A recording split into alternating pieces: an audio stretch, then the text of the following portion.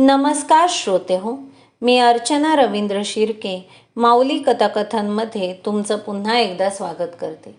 आपण ऐकत आहोत राधा भाग 2. लेखक समर. ज्या वहीत श्रावणीने वृंदावनातील आठवणी लिहून ठेवल्या होत्या ती वही घेऊन श्रावणी भर दुपारी सोसायटीच्या उद्यानात जाऊन बसली.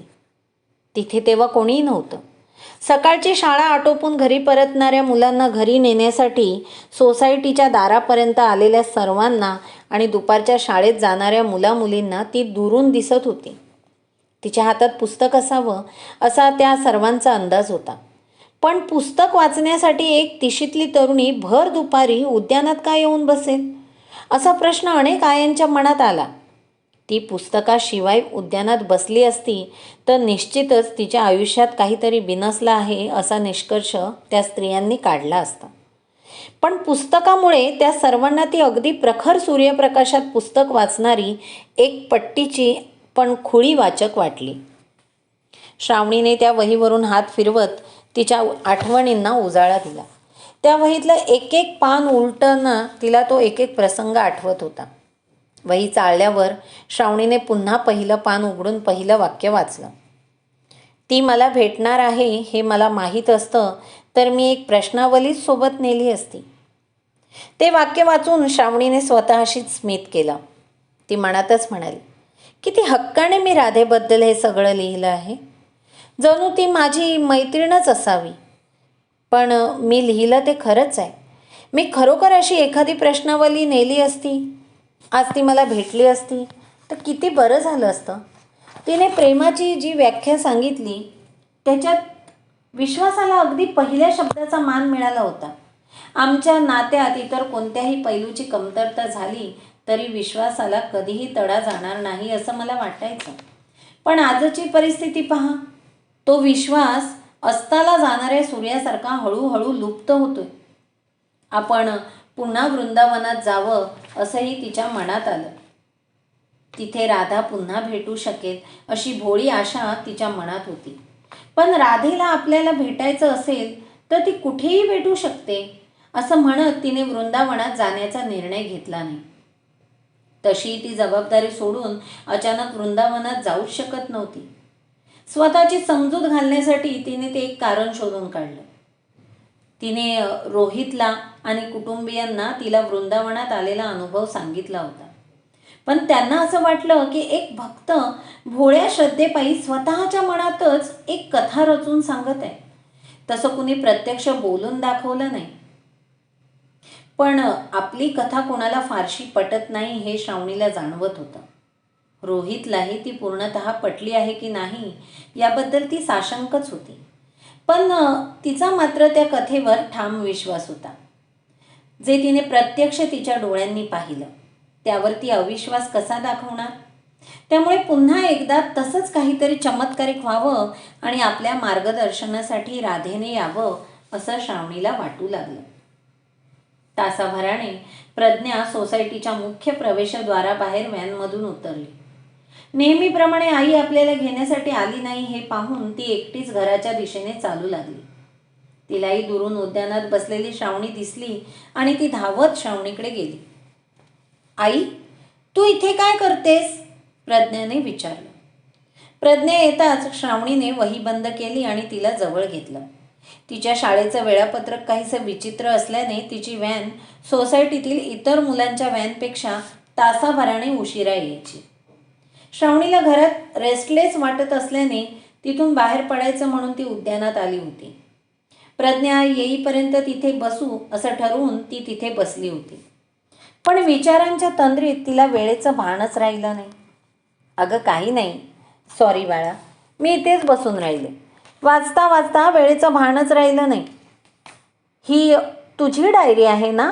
प्रज्ञाने श्रावणीच्या पायांवर हाताने वजन टाकत उडी मारून विचारलं. हो. श्रावणी स्मित करत उभी राहिली. प्रज्ञाचं दप्तर स्वतःच्या खांद्यावर घेऊन ती प्रज्ञासह घराकडे निघाली. तुला प्रज्ञाच्या शाळेत बोलावलंय, श्रावणी रोहितकडे न बघता म्हणाली. का? ते तिथे जाऊनच कळेल. तसं नाही, पण मलाच का बोलावलंय स्पेसिफिकली, तुला का नाही? असं काही नाही. मेसेजमध्ये पेरेंट्स हाच शब्द होता. आईही जाऊ शकते आणि बाबाही. मग मीच जावं असं का वाटतंय तुला? का? तुला जायचं नाही आहे का? श्रावणीने विचारलं. असं काही नाही, पण तुला का जायचं नाही आहे? तू म्हणशील तर मी येते, गाडीत बसून राहीन, तू आज जा. का? पतीच्या इच्छेनुसार वागावं म्हणून. श्रावणीचा टोमणा. त्यावर रोहित काहीच बोलला नाही. श्रावणीने टोमणा का मारला हे त्याच्या लक्षात आलं होतं. तो विषय टाळत त्याने मूळ संभाषण सुरू ठेवलं. तू गाडीत बसावंस असं काही नाही. आपण दोघं एकत्र शाळेत गेलो तर मला आवडेलच. पण प्रज्ञाला नाही आवडणार. काय? का? त्यांनी आपल्याला का बोलावलं असणार हे मला माहिती आहे. तिच्या टेस्ट आत्ताच झाल्या. ज्या मुलांची उत्तरं जास्त चुकतात त्यांच्या पालकांना बोलावलं जातं. तिथे शक्यतो एक पेरेंटच येतो. आपण दोघं गेलो तर काहीतरी गंभीर झालंय असं तिला वाटेल. तिच्यावर प्रेशर यायला नको. पण अशी गाडीत एकटीच किती वेळ बसणार? तू चिंता करू नकोस, AC लावून बसेन. ती मार्क्स बघून रडवेली होईल. शाळेतून बाहेर आल्यावर तुझ्यासह मीही सोबत असेन तर लवकर शांत होईल. कधी बोलावलं आहे? शेवटच्या तासिकेत. त्यानंतर शाळा सुटणार आहे. हिने तसा चांगला अभ्यास केला होता. मग मार्क्स कमी कसे पडले? होतं रे, 3रीतच तर आहे. 3री ते 5वी हे पायाभरणीची वर्ष असतात. तू म्हणालीस ते वाक्य प्रज्ञा 1लीत असती तर म्हणता आलं असतं. सगळं काही छान असताना हिला कमी मार्क्स का मिळावेत? सगळी मुलं सगळ्या विषयांमध्ये पक्की नसतात. ते आहेच, पण मॅडमचं आजकाल TV आणि मूव्हीजकडे जास्तच लक्ष लागू नये. तिच्या आवडत्या मूव्ही सिरीजचा पुढचा भाग कधी हे बरोबर लक्षात असतं, पण अजून 7चा पाडाही नीट लक्षात राहत नाही. श्रावणी पांघरून अंगावर घेत म्हणाली. ती हुशार आहे. 1-2 पेपर नीट लिहिले नाहीत म्हणून आपण फार टेन्शन घ्यायला नको. आपण टेन्शन घेतलं तर तिच्यावर प्रेशर येईल. तिला आपण छोटीशी शिक्षा देऊ, पण ती कशात मागे राहिली ते आधी समजून घेऊ. श्रावणी संवाद थांबवून झोपण्याच्या तयारीत असल्याचं पाहून रोहितनेही विषय थांबवला. तो हॉलमध्ये जाऊन येणाऱ्या दिवशी शेअर मार्केटमध्ये काय होईल याचं भाकीत करणारे व्हिडिओ बघत बसला. त्याच्या विसंवादाचा तो 10वा दिवस होता. रोज रात्री किमान तास 1.5 तास बोलणारे ते दोघं रोज असे 2-4 मिनिटच एकमेकांशी बोलत होते. तेही एखादं निमित्त असलं तरच. मला कशाचाही राग आलेला नाही असंच दोघं एकमेकांना दाखवत होते. पण परस्परांच्या मनातला राग दोघांनाही अर्थातच जाणवत होता. त्यांच्या विसंवादाचा परिणाम प्रज्ञावरही होत होताच, पण तो परिणाम दृश्य नव्हता. तिच्यासमोर ते कितीही सामान्य राहण्याचा प्रयत्न करत असले तरी लहान मुलांना असा विसंवाद पटकन लक्षात येतोच. ते पालकांच्या हावभावाचं आणि प्रतिक्रियांचं बारकाईनं निरीक्षण करत असतात.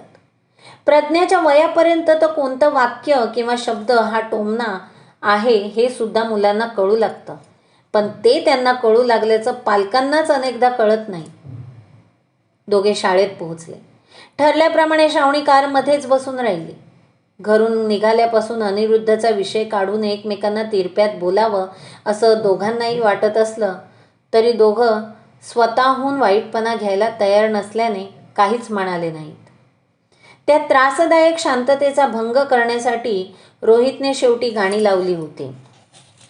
रोहित जवळपास अर्धा तास शाळेत होता. अर्ध्या तासानंतर प्रज्ञाने रडत रडत कारचं दार उघडलं. चालकाच्या जागेशेजारी बसलेली श्रावणी लगेच कारमधून उतरली आणि मागच्या सीटवर प्रज्ञाजवळ येऊन बसली. तिने प्रज्ञाला जवळ घेत विचारलं, काय झालं माझ्या बाळाला? नको रडूस माऊ. तरीही प्रज्ञा रडतच होती. रोहितही मागोमाग गाडीत चालकाच्या जागी बसला. तो प्रज्ञाकडे बघतही नव्हता आणि तिला शांत करायचा प्रयत्नही करत नव्हता. यावरून तोच प्रज्ञाला रागावला आहे हे श्रावणीने ओळखलं. प्रज्ञाला अधिक काही न विचारता, बाळा शांत हो, होतं असं रडायचं का आपण, असं म्हणत समजावण्याचा प्रयत्न करत होती.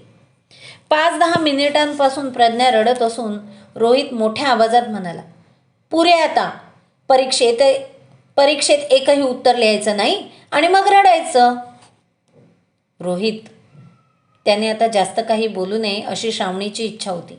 रोहितचा तो चढलेला सूर ऐकून प्रज्ञा उलट अधिकच रडू लागली. तिला कसं शांत करावं हे श्रावणीला कळत नव्हतं. घरी पोहोचल्यावरही प्रज्ञा तिच्या खोलीत जाऊन उशीत तोंड घालून बसली. रोहितने लॅपटॉप उघडून त्याचं काम सुरू केलं होतं. हे जे काही घडतंय ते आपल्या बालपणासारखंच आहे याची श्रावणीला त्या क्षणी जाणीव झाली. आता अहो बाबाचं अरे बाबा झालं असलं तरी बाबांचं वागणं थोडं थोडं पूर्वीसारखंच आहे. आपले बाबा क्वचितच रागावले, पण एकदा ते रागावले की आपण कितीही रडलो तरी त्याची त्यांना काही पर्वा नसायची आणि आईच बराच वेळ आपल्याला समजावत बसायची. हे श्रावणीला आठवलं. प्रत्येक पिढी जुन्या पिढीच्या काही गोष्टी त्यागते, पण एकाच पिढीत असा काही आमूलाग्र बदल होत नाही हे सुद्धा तिच्या लक्षात आलं. काय झालं बाळा? बाबा रागावला ना? तो होईल शांत. तुला समजवायला येईल बघ. नकोय मला तो. प्रज्ञा शेवटी काही म्हणाली तरी. का बरं? आपल्याला कमी मार्क्स मिळालेत की नाही, मग बाबा थोडासा रागावणारच. प्रज्ञा हुंदके देत म्हणाली. पण तो मला माझ्या फ्रेंडसमोर रागावला. मला म्हणाला की how can you be so silly. पुन्हा टीचरने मला यासाठी इथे बोलवायला नको असं म्हणाला. थांब, मी विचारते त्याला. श्रावणीही ते ऐकून आश्चर्यचकितच झाली होती. रोहितला इतकी साधी गोष्ट कशी लक्षात आली नाही? आजकाल मुलांचा इगो पहिली दुसरीतच आकार घेऊ लागतो. त्याचं मित्रमंडळ हे त्यांचं विश्व झालेलं असतं. त्यांच्यात अपमानाची भावना त्या अजाणत्या वयात मानसिकदृष्ट्या घातक ठरू शकते. मुलीने अधिक प्रगती करावी म्हणून पित्याने रागावणं हे मी समजू शकते, पण मुलीवर कुठे आणि कसं रागवावं हे सुद्धा कळायला हवं. मार्क्स पाहून आधीच तिच्या मनात इतर मुलामुलींपेक्षा कमी असल्याची भावना तयार झाली असेल आणि त्यात वडिलांनी सगळ्यांसमोर असं म्हणणं म्हणजे प्रश्न सुटण्याऐवजी अधिकच चिघळणं. श्रावणीच्या मनात हा विचार सुरू असला तरी हे आता रोहितला कसं सांगावं हा तिच्यासमोर मोठा प्रश्न होता. ही घटना 1 महिन्यांपूर्वी घडली असती तर तिने अगदी मोकळेपणाने रोहितला हे विचार जसेच्या तसे सांगितले असते. पण गेल्या काही दिवसांपासून ते नीट बोलत नव्हते. एकमेकांच्या मनात थोडासाही राग होता. अशा परिस्थितीत आपण काहीतरी बोललो आणि रोहितने त्याचा वेगळा अर्थ काढला तर काय होईल याची श्रावणीला भीती वाटत होती. तरीही ती रोहितकडे गेली. त्याने प्रज्ञाची समजूत घातल्याशिवाय ती शांत होणार नाही हे श्रावणीला माहीत होतं. श्रावणी रोहित समोर जाऊन उभी राहिली, पण मीटिंग सुरू असल्याने त्याने नंतर बोलू असा इशारा केला. रोहितला त्याची चूक लक्षात आली होती. इतकी बेसिक गोष्ट आपल्याला कशी समजली नाही हे त्याच्याही लक्षात येत नव्हतं. माणूस रागात असला आणि त्याला जिच्यावर राग काढायचा आहे त्या व्यक्तीवर राग काढता येत नसला तर तो नकळत अशी एखादी चूक करतो. रोहितच्या हातूनही तेच घडलं. त्याला प्रज्ञावरही थोडंसं रागवायचं होतं आणि ते पित्याच्या दृष्टीने योग्यही होतं, पण जागा चुकली.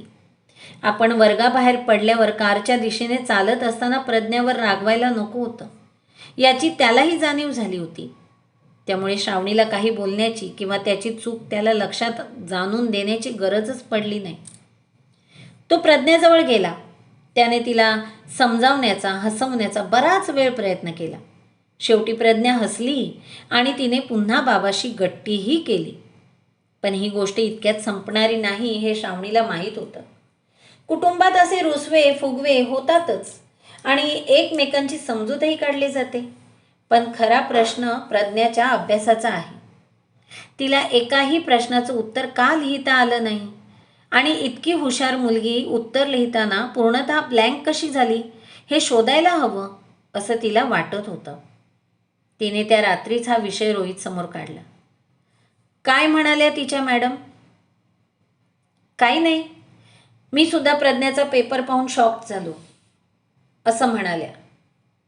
फोकस, पालकांचा सहभाग, होमवर्कच महत्त्व अशा विषयांवर मला लेक्चर दिलं. वर्गात पूर्ण शांतता होती.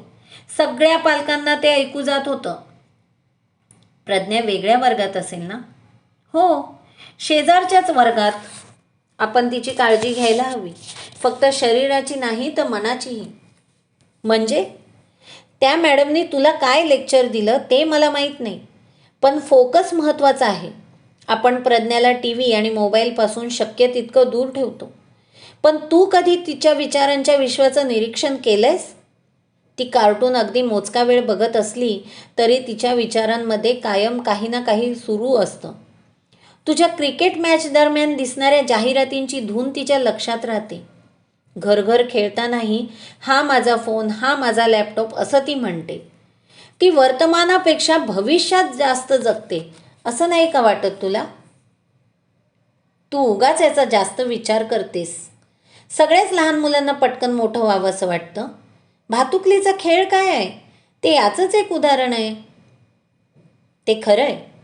आईबाबांच्या संसाराकडे बघून भातुकलीचा खेळ खेळावासा वाटू शकतो, पण मी म्हणते ते वेगळं आहे. आपण मेहनत घेऊन एक घर आणि थोडीफार संपत्ती उभी केली, त्याचं महत्त्व आपणच जाणतो. तितके कष्ट घेतले नाही तर आपण गरीब होऊ शकतो किंवा हालाकीत दिवस काढावे लागतात, हे या पिढीच्या ध्यानीमणी नाही. तिच्यासमोर लहानपणापासून झगमगाट आहे. सगळी उपकरणं आहेत, सोयी सुविधा आहेत, पण हे सगळं मिळवायला धडपड करावी लागते. एवढं समजण्याजोगं तिचं वय नाही. मग तू काय म्हणतेस? तिला आपण या वयात हे सगळं समजवायचं? तू अभ्यास केला नाहीस तर गरीब होशील असा धाक दाखवायचा? धाक अर्थातच नाही. मी तिच्या मनाचा एवढा विचार करते तर अशी नकारात्मक भावना तिच्या मनात का रुजवेन? मला एवढंच म्हणायचं आहे की तिची समज आता विकसित होणार आहेच. कळू नये अशा गोष्टी मित्रमैत्रिणींमुळे तिच्या कानी पडणार आहेत. ते आपण रोखू शकत नाही. मग आपण हळूहळू तिच्या मनात एम्पथी, सिंपती या भावनांचा विकास होईल असं काही का करू नये? आपण आपल्या परीने करतोच की. ते पुरेसं वाटत नाही. महत्त्वाचं म्हणजे तिची मनस्थिती आता कशी आहे ते बघायला हवं. शाळेत काय शिकवलं ते ती मला घरी व्यवस्थित सांगते. मग उत्तर लिहिताना काय झालं असेल? काही नाही. गणित अशी बाईंची फारशी मैत्री नाही. ऐनवेळी सगळं विसरली असेल. इतका विचार करत बसू नये. गुंतागुंत उगाच वाढवू लागते. मला वाटतं आपल्या आईबाबांनी आपल्याला जसं वाढवलं तेच बरोबर होतं. लहानपणी थोडं काही झालं तर ते लगेच धावत आपल्याकडे यायचे नाहीत. त्यामुळे आपला स्वभाव रडका झाला नाही. मुलींचं संगोपन आणि तिच्यावर संस्कार करण्याची रोहितची पद्धत वेगळी होती. असं नको म्हणूस. मी तर रडायचे लहानपणी थोडं काही झालं तरी. मी इन जनरल सांगतोय, तुझं किंवा माझं असं नाही. मी तिला विचारेन त्या दिवशी काय झालं होतं, तिच्या मनात काय आहे ते जाणून घेईन. आपल्याकडून दुर्लक्ष व्हायला नको. एखादा प्रॉब्लेम असेल आणि तो सुरुवातीलाच दूर केला तर पुढे तिच्याकडून असं होणार नाही. रोहित काहीच बोलला नाही. त्याने चक्क श्रावणीकडे पाठ केली आणि अंगावर पांघरून घेतलं. थोडक्यात बोलणं अर्ध्यात सोडलं. ते पाहून श्रावणी चिडली आणि तिला तिच्या भावना व्यक्त कराव्याशा वाटल्या, पण तिने स्वतःला रोखलं. इतक्या सुंदर नात्यात नकळत अहंकाराचं युद्ध सुरू झालं होतं. कोण कोणावर आळ घेतो आणि कोण सर्वप्रथम आरोप लावतो यावर त्यांचं लक्ष केंद्रित झालं होतं. जणू संवादाचं महत्त्वच ते दोघे विसरले होते. मग तो त्यांच्या मुलीबद्दलच का असेना.